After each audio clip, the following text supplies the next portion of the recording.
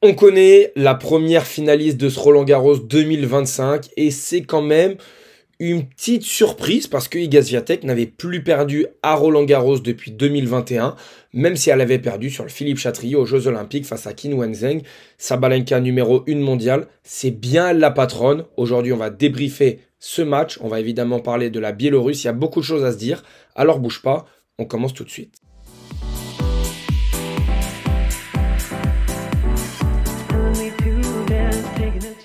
Match de patronne aujourd'hui de Sabalenka, très clairement. C'est elle qui avait les clés en main et le match, j'ai envie de dire, dépendait d'elle et de sa raquette.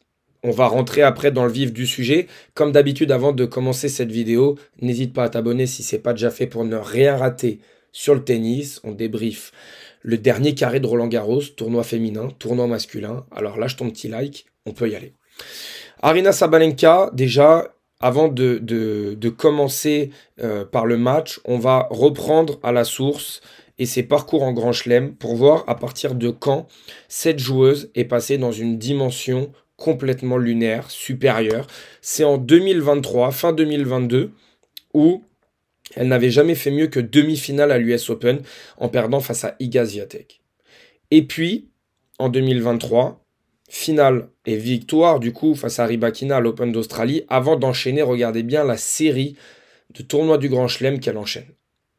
Rybakina, Muchova à Roland, demi-finale contre Ons Jabeur à Wim, donc ça fait finale, demi, finale face à Coco Gauff à l'US Open, l'année d'après, victoire face à Qin Wenzheng en 2024, quart de finale à Roland face à Andreeva, elle ne peut pas jouer à Wimbledon, victoire à l'US Open et finale ici à l'Open d'Australie. On voit qu'elle a déjà remporté 3 tournois du Grand Chelem, mais surtout, on voit qu'à partir de 2023, Sabalenka n'est plus la même en termes de résultats purs, et ça coïncide complètement avec un changement dans son jeu, le service.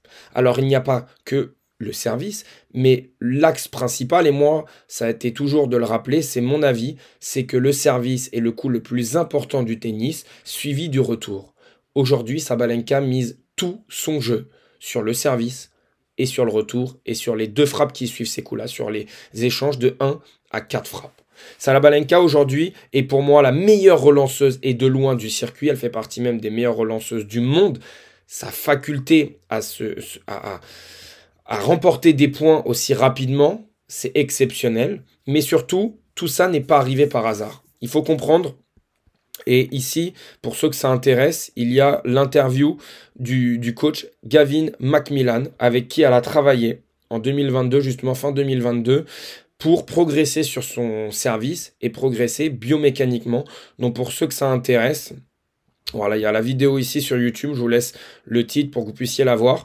Et moi, j'ai noté 2-3 trucs pour qu'on puisse essayer de comprendre comment aujourd'hui Sabalenka a pu passer d'une joueuse très nerveuse au service, commettant beaucoup de doubles fautes, et surtout que quand on travaille bien, on finit toujours par être récompensé.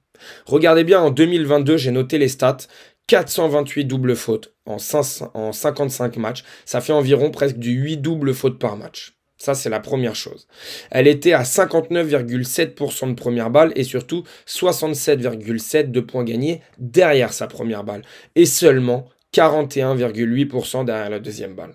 En 2023, l'année de la consécration, elle passe à 61% de première, donc elle est en petite évolution, mais surtout 73% derrière la première. C'est conséquent et surtout 49% derrière la deuxième. Donc on voit qu'elle passe plus de première, on voit qu'elle est plus performante derrière sa première balle et surtout, c'est énorme, presque 8% de gagné derrière sa deuxième. Sans parler du nombre de points qu'elle va se faciliter en ayant des balles faciles à jouer où l'échange devient beaucoup plus facile.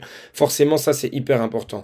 Et en 2024, on continue d'augmenter ces chiffres. C'est pour ça que la progression de Sabalenka continue d'être aussi grande et les résultats continuent de perdurer dans le temps. Et c'est ça qu'il faut comprendre. 62,7% de première et 50,5% derrière sa deuxième balle. Donc on passe la barre des 1 point sur 2 derrière la deuxième balle. Et les doubles fautes, seulement 3 par match. Voilà les stats en constante évolution d'Aryna Sabalenka parce que elle a décidé un jour de prendre un spécialiste de la biomécanique et de travailler son service. Alors en quelques lignes, j'ai essayé d'écrire. Déjà, en résumé, la biomécanique, qu'est-ce que c'est? La biomécanique, c'est l'optimisation du mouvement. Si vous voulez une définition plus globale, vous pouvez aller chercher sur Internet, vous allez voir que c'est hyper intéressant.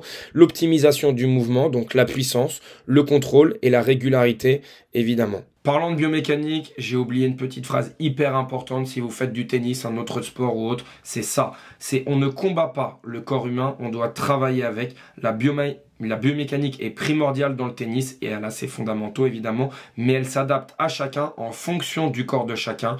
Donc ça, c'est à noter, c'est hyper important. On évite les blessures grâce à un mouvement plus fluide et on améliore la performance sur le long terme. Il y a peut-être des fautes d'orthographe dans le truc, je l'ai écrit très rapidement en résumé de tout ce que j'ai pu lire et de ce que j'ai appris, on va dire, sur cette chose depuis un petit moment.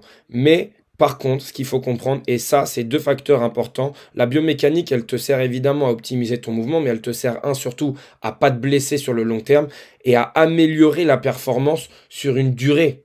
Et non pas comme ça en cherchant un pansement. La biomécanique, c'est un truc qui te permet de t'installer paisiblement et de te dire que forcément, si tu suis un processus, ça va fonctionner. Parce que l'objectif pour elle, c'était d'être moins crispé, trouver du relâchement, utiliser plus les jambes et le bas du corps pour une meilleure énergie et trouver surtout une meilleure coordination entre l'élan du bras droit et la poussée du bas du corps.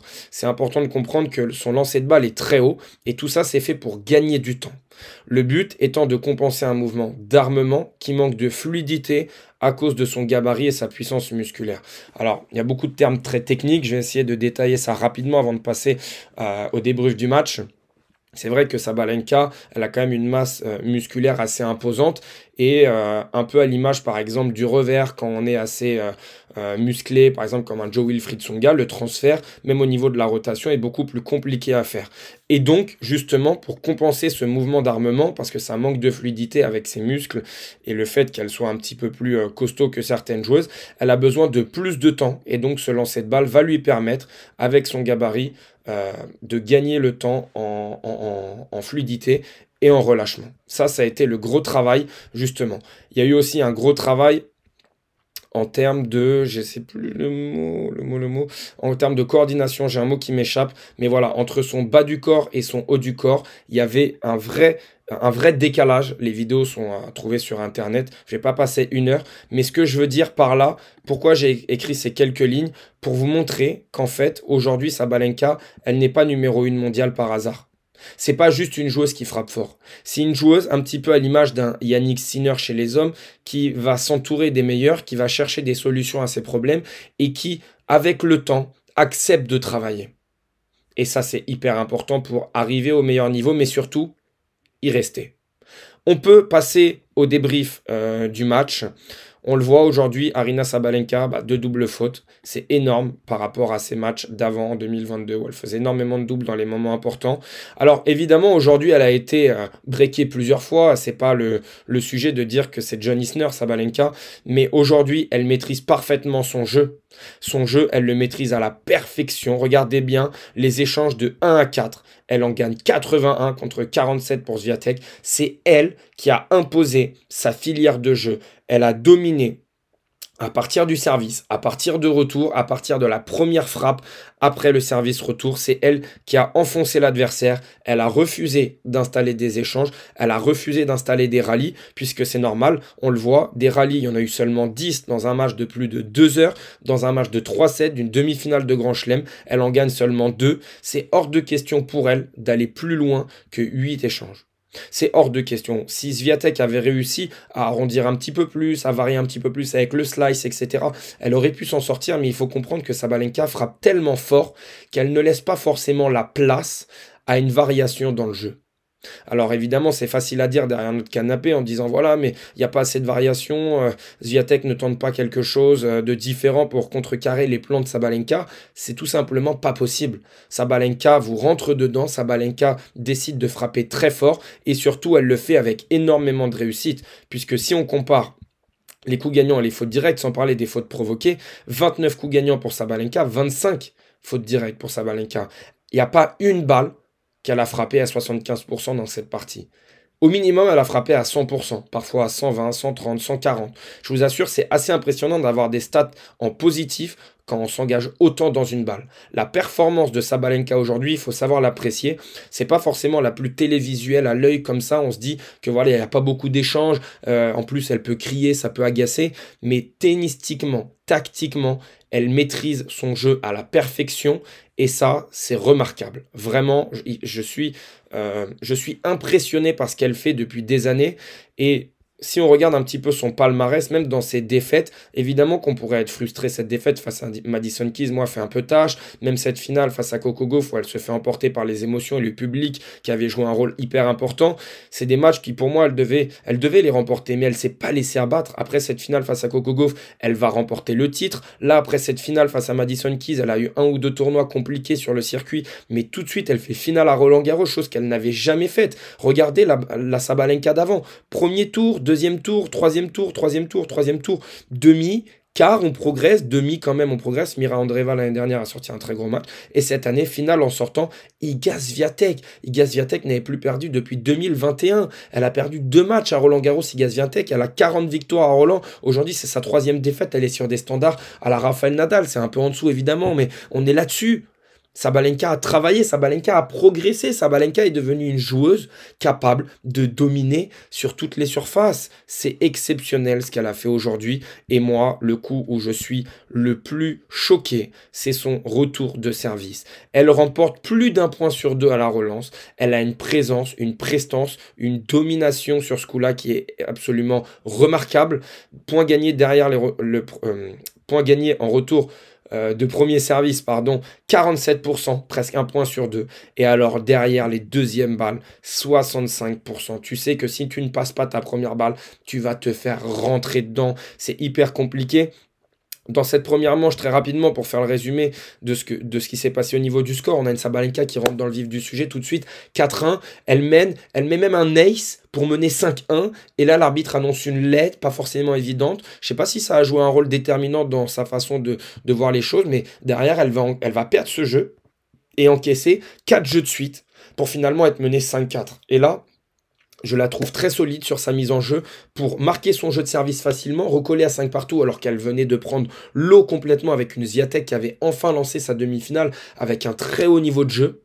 Derrière, elle break, elle se fait débreaker, elle fait un tie-break parfait.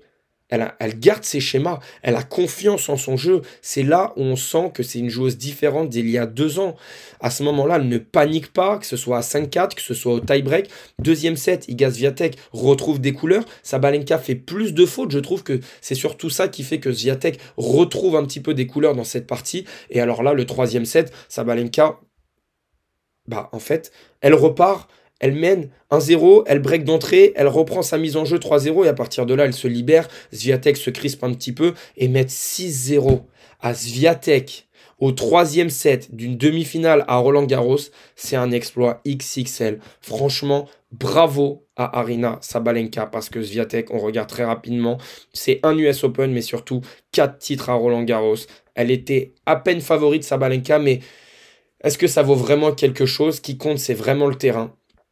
Et aujourd'hui, Sabalenka, c'est quand même remarquable ce qu'elle a pu faire. Il faut le souligner. J'avais vraiment envie de faire cette vidéo pour appuyer cette performance que je trouve exceptionnelle de la part de la Biélorusse.